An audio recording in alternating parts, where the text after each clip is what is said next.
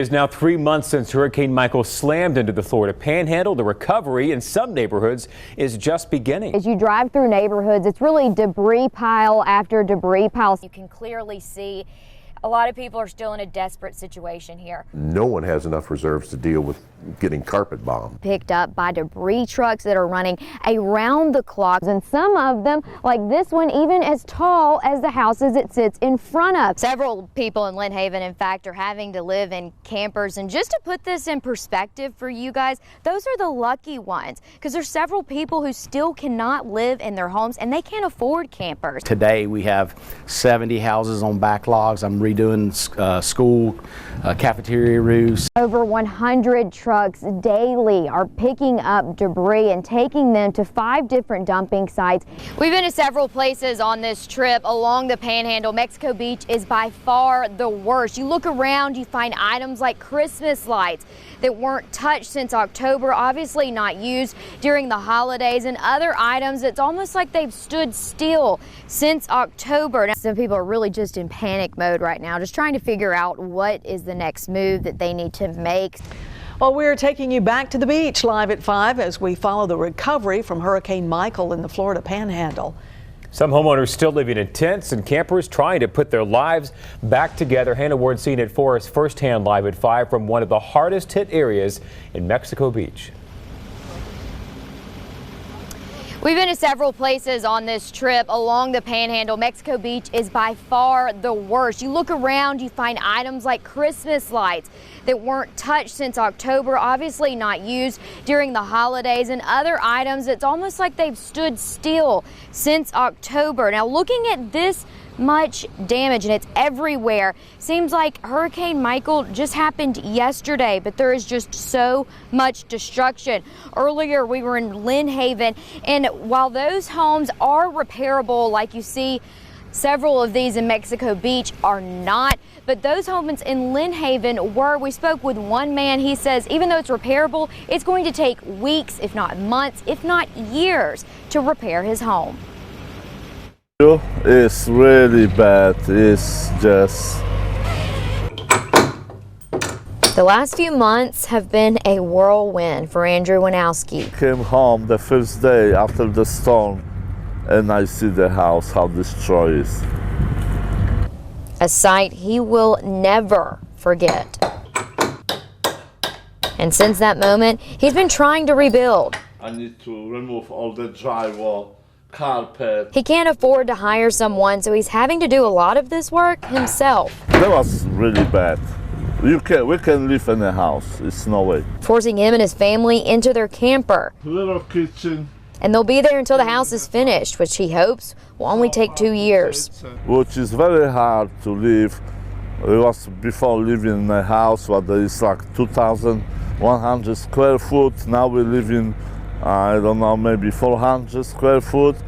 It's a hard change, but he says he is blessed. And even though he anticipates a long 2 years, he's counting those blessings for the years to come.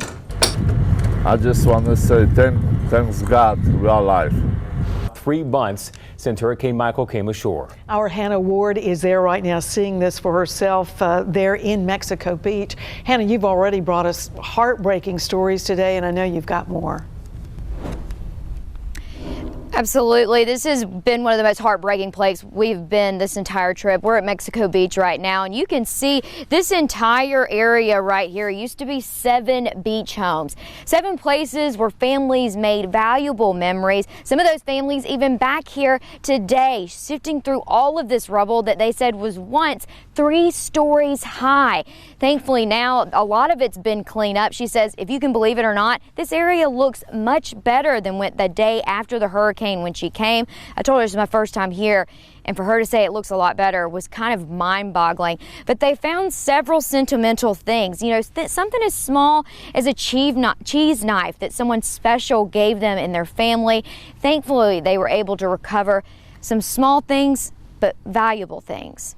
And here I am still finding little things that I've had from day one that I remember getting at a shower 52 years ago when I got married, that I just saw them and I'm like, oh my, how are these here? Because when you look at Mexico Beach, there's not much left. It's just like finding a treasure. When getting a tour of Mary Smith's beach house, This was as you came in the door. you have to use your imagination. It was like literally a bomb had dropped and everything had exploded.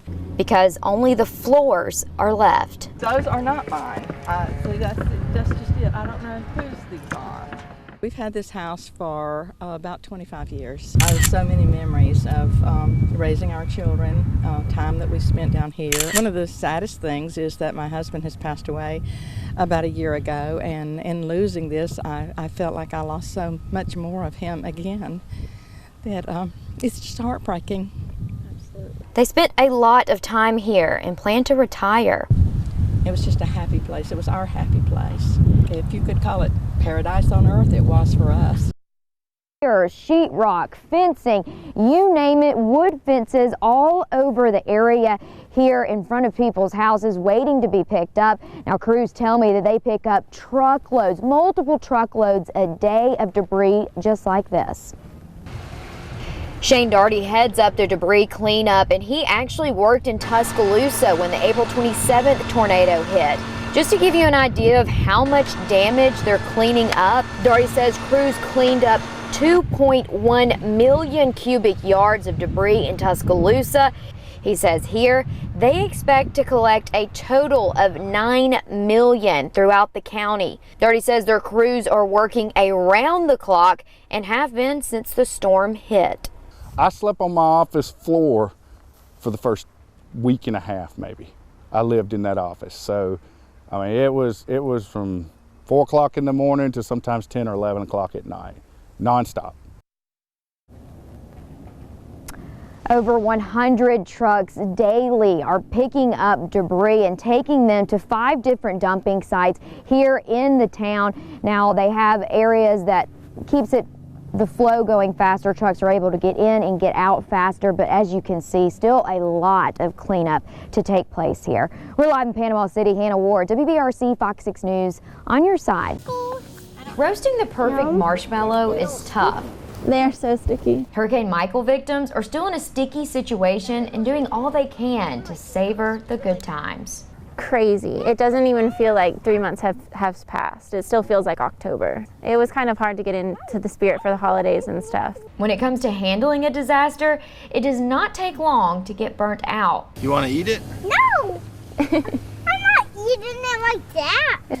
Like cooking a marshmallow, no one ever does it perfectly. Did you cook it at all? Yeah. It doesn't look done at all. And if you burn them, they like crisp. You know, everyone asks everyone around here, how did you fare from the hurricane? And everyone tries to say like, well, we're here, it's fine, because the reality of it is no one fared fine from the hurricane. Everyone had tons of damage. Wait, this one on top is yours? Yeah.